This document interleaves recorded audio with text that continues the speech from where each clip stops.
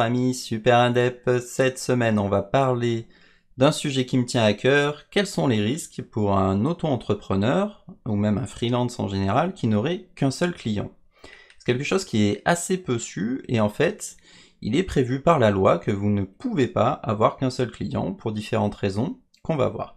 Donc on va définir ce que c'est, on va regarder dans quelle mesure c'est risqué pour l'auto-entrepreneur d'avoir un seul client, et surtout dans quelle mesure c'est risqué pour son employeur ou son client à ce moment-là. Alors, pourquoi est-ce que déjà on a cette règle qui consiste à ne pas autoriser le fait d'avoir un seul et même client? Parce qu'en fait, on va considérer que ça peut être du salariat déguisé. C'est-à-dire qu'on vous a forcé potentiellement à prendre ce statut d'auto-entrepreneur ou de freelance en général pour contourner des lois ou pour pouvoir se débarrasser de vous plus facilement ou pour payer moins de charges. Donc on définit cela si l'auto-entrepreneur a un seul client, si il est subordonné à son client. Alors ça c'est très très important parce que c'est des questions souvent qu'on voit passer, on nous demande est-ce qu'un client a le droit de m'imposer des horaires, est-ce qu'il a le droit de m'imposer du matériel, est-ce qu'il a le droit de me sanctionner? Eh bien non, pour une raison simple, parce que si jamais il le fait, c'est de la subordination, et ça on ne peut le faire qu'avec ses employés.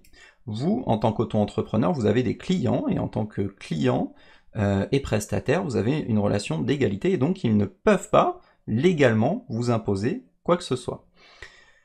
Et l'autre façon dont on le reconnaît, donc, c'est si l'auto-entrepreneur est dépendant de son client, c'est-à-dire s'il y a une dépendance économique totale à cette entreprise, puisqu'en fait, potentiellement, les institutions considèrent que le client en question pourrait vous forcer, si en fait c'est du salariat déguisé, il pourrait donc non seulement vous forcer à être freelance, mais en plus vous forcer à ne pas prendre d'autres clients, justement pour que vous soyez complètement dépendant d'eux, et donc pouvoir justement vous subordonner, vous donner des ordres, vous imposer des choses.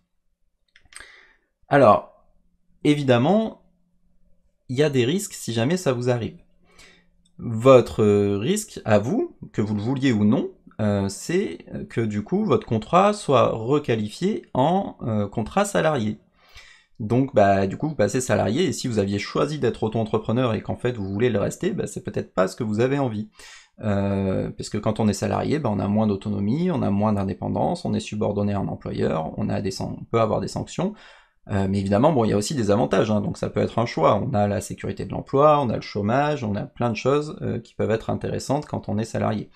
Mais en tout cas, on ne peut pas vous imposer d'être auto-entrepreneur si c'est pour vous payer à 100%. En gros, on ne peut pas vous dire, écoutez, je serai intéressé par votre CV, mais on va essayer en auto-entrepreneur, puis on verra après. Par exemple, ça c'est illégal. Et il faut savoir que vous pouvez contester ce genre de décision au prud'homme. C'est-à-dire qu'en fait, si vous pensez que vous êtes victime d'un salariat déguisé, vous pouvez saisir les prud'hommes pour demander à ce que ce soit requalifié comme un salariat.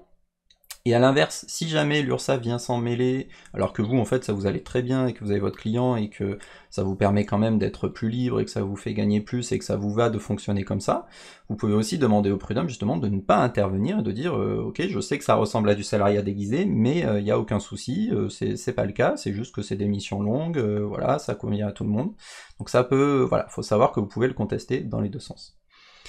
Par contre, pour l'employeur, ça peut être très très risqué. Donc c'est ça qui est important à savoir si jamais il y a des clients, des personnes qui essayent de vous menacer en vous forçant à être auto-entrepreneur, c'est vraiment vous qui avez le pouvoir. Parce que si finalement vous saisissez les prud'hommes et que vous faites requalifier le contrat, ça va leur faire très très bizarre. Tout simplement parce que du coup l'URSSAF va dire finalement ce contrat que vous faites en auto-entrepreneur depuis 2 ans, 3 ans, 5 ans, nous, on considère pas que c'est une auto-entreprise, on considère que c'est votre salarié. Donc, puisque c'est votre salarié, vous allez le payer comme un salarié. Donc, en gros, il va falloir qu'il ait le même salaire net, mais du coup, vous allez payer toutes les charges qui correspondent, donc qui sont beaucoup plus élevées.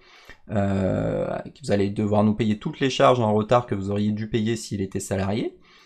Et potentiellement, comme en plus, du coup, l'employeur va pas forcément vouloir vous garder, il va devoir vous licencier. Et donc là, il va devoir encore ajouter de l'argent dans la machine.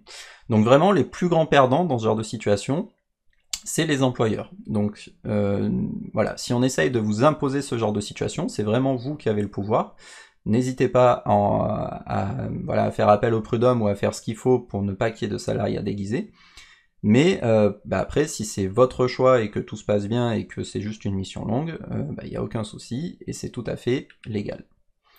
Alors c'est tout ce que je voulais vous dire sur ce sujet du salariat déguisé, mais qui est à mon avis très important et relativement méconnu. Donc n'hésitez pas, si vous avez des questions sur le sujet, comme d'habitude, on vous répondra sur les réseaux sociaux et sur la chaîne. Moi, il me reste à vous dire à la semaine prochaine et